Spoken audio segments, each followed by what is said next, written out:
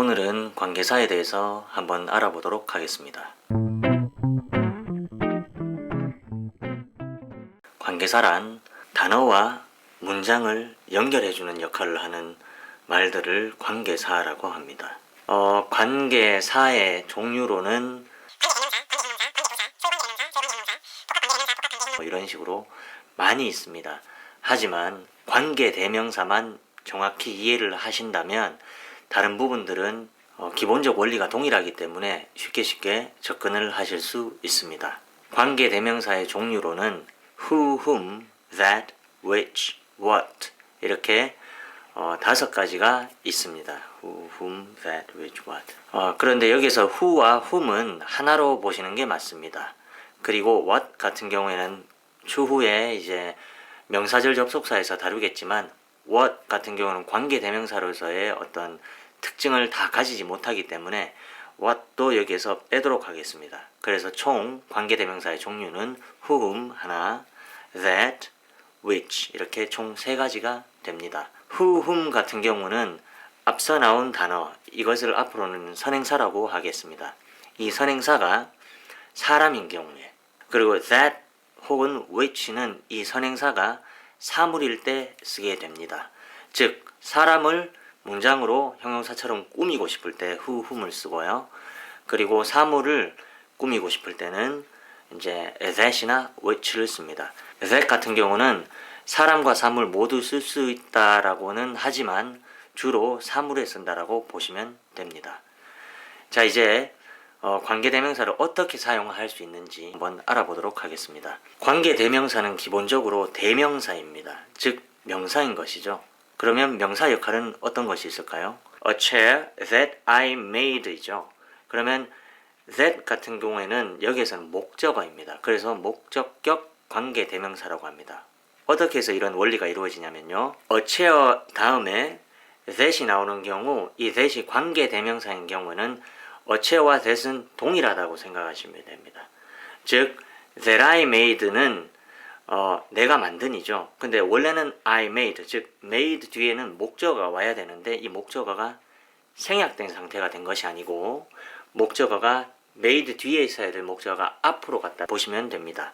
그래서 이것이 관계대명사의 기본적인 원리입니다. A chair that I made에서 보면 that은 a chair와 동일하다고 했죠. 그래서 that도 관계대명사이기 때문에 명사입니다. 그 뒤에 I made가 온 것이죠.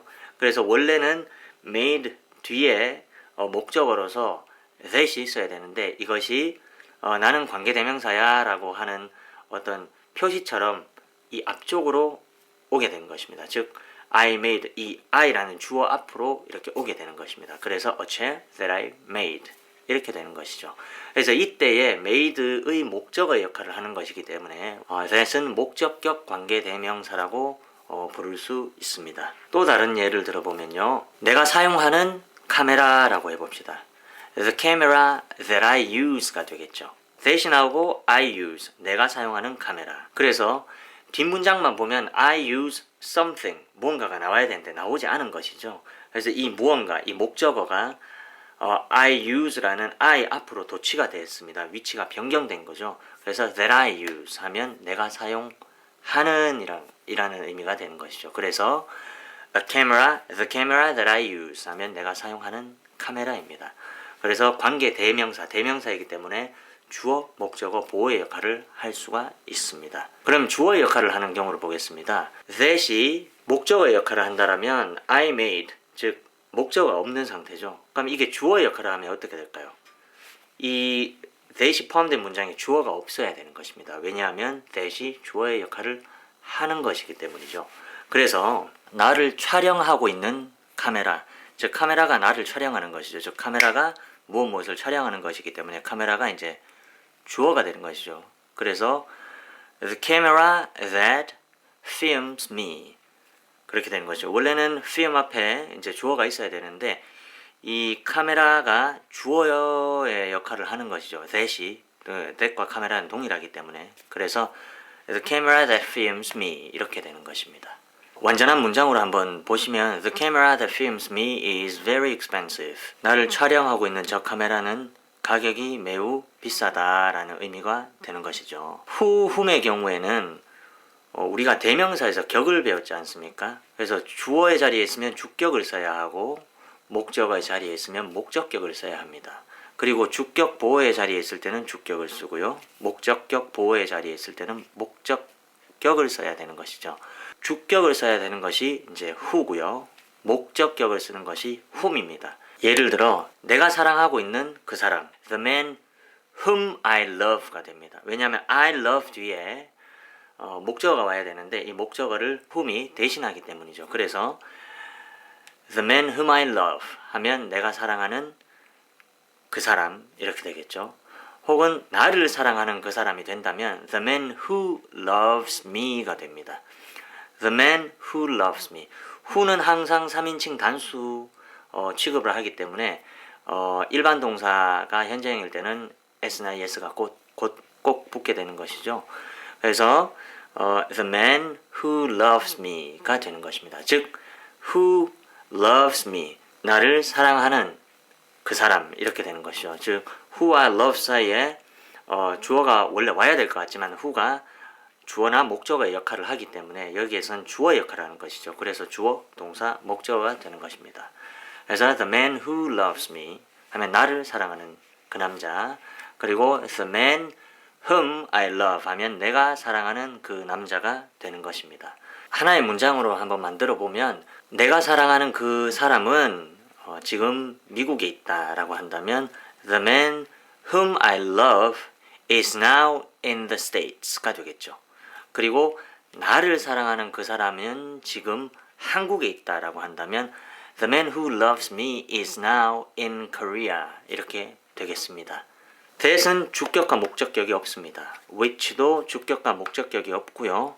관계사 전체에서 주격과 목적격이 나뉘어진 것은 who밖에 없습니다. 그래서 who, whom을 사용하실 때는 항상 이것이 주어인지 혹은 목적어인지 혹은 주격 보어인지 목적격 보어인지를 한번 생각해 보시고 정확하게 사용하시는 것을 권장해 드립니다.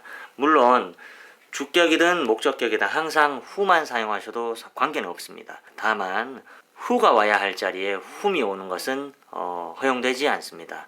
그래서 who, whom을 정확히 구분하셔서 사용하시는 게 가장 바람직합니다. 왜냐하면 who, whom을 구분해서 사용할 수 있다는 것은 내가 말을 할 때 정확히 이것이 주어인지 목적어인지를 명확하게 이해를 하고 말을 하는 것이기 때문에 일단 처음에 연습하실 때는 who, whom을 명확하게 구분하셔서 사용하시는 것을 추천드리고요. 관계대명사가 이제 보어의 역할을 하는 경우를 한번 보면요. 앞서서는 주어와 목적어의 역할만을 봤었죠. 보어의 역할을 할 때는 예문을 든다면 그는 더 이상 2년 전에 그였던 그 사람이 아니다. 우리나라 말로 하면 조금 이상한데 He is no longer the man 하면 그는 더 이상 그 사람이 아니다. Who he was 2 years ago 이렇게 하면 되겠죠. Who he was 2 years ago 하면 He was the man 2 years ago잖아요. 그러면 그는 과거에 그 남자였다 했는데 이거를 이제 이렇게 위치를 바꿔서 이제 he was 2 years ago를 이제 the man을 꾸며주게끔 관계대명사를 사용을 하게 된다면 he is no longer the man who he was 2 years ago 이렇게 되는 것이죠. 이것은 이제 관계대명사가 보어로서 역할을 할 때에 대한 예문이었습니다. 오늘은 관계대명사에 대해서 배워보았습니다. 좀 더 이렇게 복잡한 문장을 만드실 때도 이 기본 원리를 익히시고 정확히 이해하시고 사용하신다면 큰 어려움 없이 관계대명사를 사용하실 수 있을 것입니다. 감사합니다.